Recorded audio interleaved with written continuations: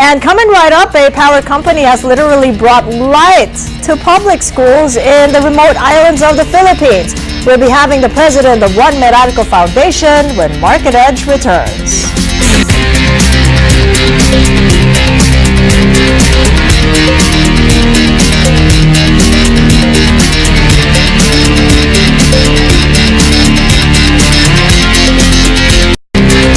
Welcome back. Good business isn't just about making money, but giving back. One Meralco Foundation has been lighting up public schools in remote islands and mountain tops in our provinces here in the Philippines so that young Filipino students can study better. They've celebrated recently the lighting up of their 100th school. Well, joining us now for more is Jeffrey Tarayao, the Chief CSR Officer of Meralco and President of One Meralco Foundation. It's good to have you with us, Jeff, and congratulations on that achievement. Thank you, and good morning, Kathy. 100 schools in Actually, remote as communities. of yesterday, it's 120 already. That's amazing. You've done so much in such little time since 2012. This, in 3 years. I guess you get the passion that drives you when you see the communities, especially the school children, when you know that they're very eager to study, and the teachers are very eager also to innovate on their teaching strategies. Then you begin to realize there's something that we can do here. And we think because we're a power company,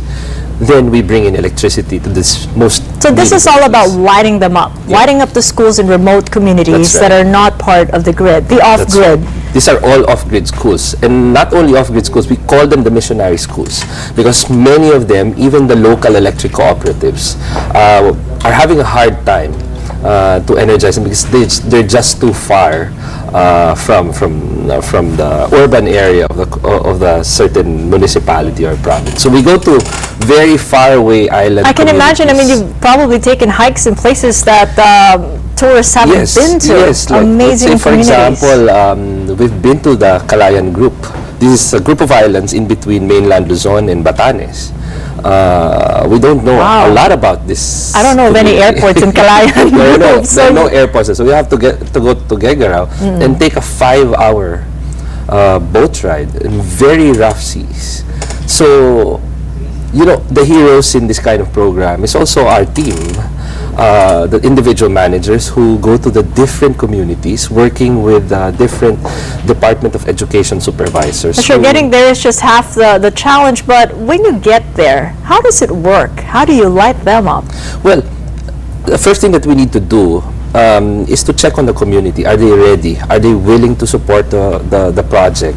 Are they willing to also put something on the table? Let's say, for example, take care of the equipment, understand how the equipment works, all of these things. No? Even the local government, we work with them on this. Do you get some resistance? Are there cases where there are communities saying, nope, we don't want to get lit up? I mean, we just want to be not the school rustic. community, not the school community. There are some other players in the community who express that, but very, very few. You know?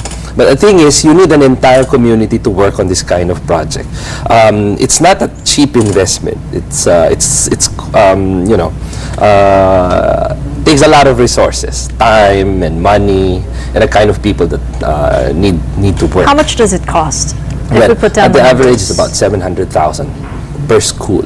Why? Pesos. Yes, 700,000 Why is pesos. that? Because we put in a 1 kilowatt peak solar power system here. It's a solar power technology. Yes, that means it should be able to power up 5 laptop computers, television, DVD player, printer. Why are we doing that? Our template addresses a very specific need. Teachers should be able to innovate when electricity. We're just showing some pictures of your travels there, and I saw a road and a boat travel. This one is in northern Palawan. Yeah. Northern Palawan. Northern Palawan. So what you do is you bring a laptop, a printer, and you need the sun. Yes. Definitely need the sun. So the foundation funds the solar power system, but the multimedia equipment, the multimedia learning equipment, are all donated by our employees. So they make a counterpart. So at one point, we were very lucky in the foundation that we have a very engaging employee group in Meralco. Do you need a Wi-Fi connection? Well, that's our priority. That's going to be a problem if you don't have one, no? communities where data or internet connectivity is available, because that's also one of our objectives. Make sure that internet connectivity becomes available so teachers can actually use it. So why would you need a printer? Well, What would you need that for? there's a simple story. Teachers before travel 4 or 5 hours away from the school just to print their test papers.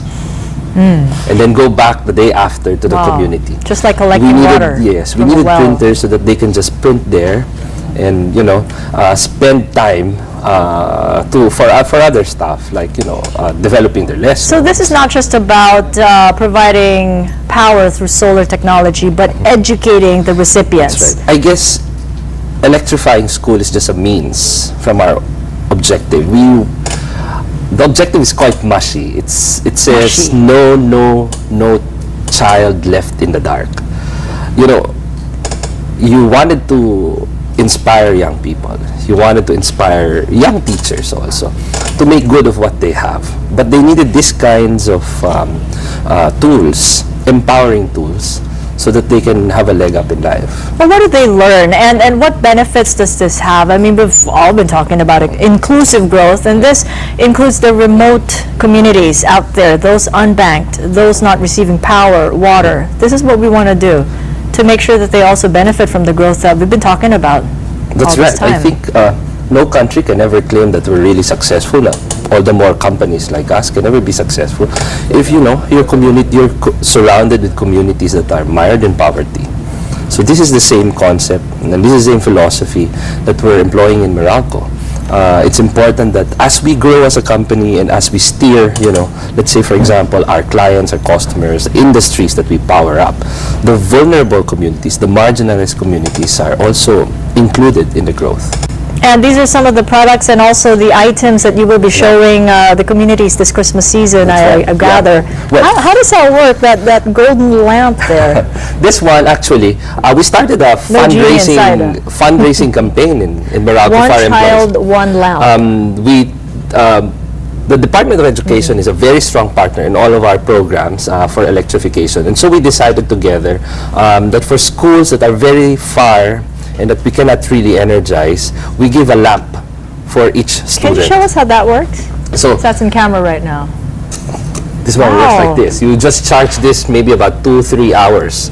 Charge it on an outlet. Nope. Well, Or yes, solar-powered there's charging. an outlet for this Okay. lamp, but of course this is also powered by solar. Can I There's charge a- my smartphone on that? Yes, one? actually, Okay, because it that- can store power. Oh, Yeah. that is so interesting. this is How really long can it meant- last? Well, about 6 hours, because this really meant for students to study at home at night. So this is what the remote communities have right now. Yes, In yes. 120 schools as we speak. Exactly. What about the Energy ED over there? It's, Okay. it's a bit of a kit there. After the school electrification program, we thought that the advocacy for energy is true to all and not only for those who do not have electricity. So we developed with public school teachers 350 lessons on energy. Did you make that? Yes, You're of course also this. an advocate of education. Yes, yeah. This is aligned with the new K-12 curriculum. So What this is should true you for. hold to safety? Remove the power cord, of course, of an appliance. Well, Never yes. want to get so what you grounded. actually need to hold. Yes. So you have a cord, a plug, and the switch, right? So Okay, that which is makes the me think safest? now. I mean, what's the answer to What that? do you think is what's your answer? Is it I'm the? not going to think really hard. Is it the cord? It's actually the plug. I knew it. The Okay. answer is at the All right. back, I so- should have thought Yeah. of it a little Yeah, better. so- To unplug an appliance, you hold the plug and not the cord. Obviously. right, that's and right. and this is exactly what our students need. Very basic Practical information, Even save their especially on lives. electrical safety. There's also on conservation, and there's also universal science and energy. What I'm really proud of this program is that it took, how many? 40 public school teachers. We wanted to engage experts actually, but when we discussed it with Brother Armin, our Department of Education Secretary, why not discover the best public school teachers who can actually come up with content? Because we know in an age of information, it's going to be a content play.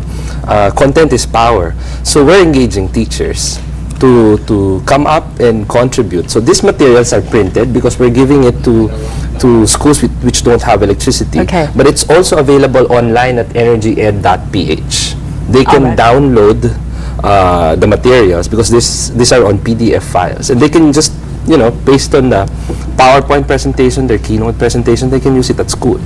We have just about a minute to go, Jeff. I've been wanting to ask since covering APEC, we've encountered Ms. Mijeno, who discovered and created the salt lamp. Yeah. Would you ever consider that technology, You know, using salt and water to Yes, provide of course. light? Why not? Are you Because in it? if there are coastal communities who would have, you know, unlimited source of salted water, then our role here is to aggregate opportunities. Would you think of That's- partnering up with Yes, someone like her? Yes, of course. Okay, Yeah. well, maybe next time we can have you both on the show. Thank you so much for joining us, Jeffrey, for Thank the you. very inspirational advocacy there. Jeffrey Tarayao of One Morocco Foundation joining us here in the studio. Let's talk about some foreign business news now.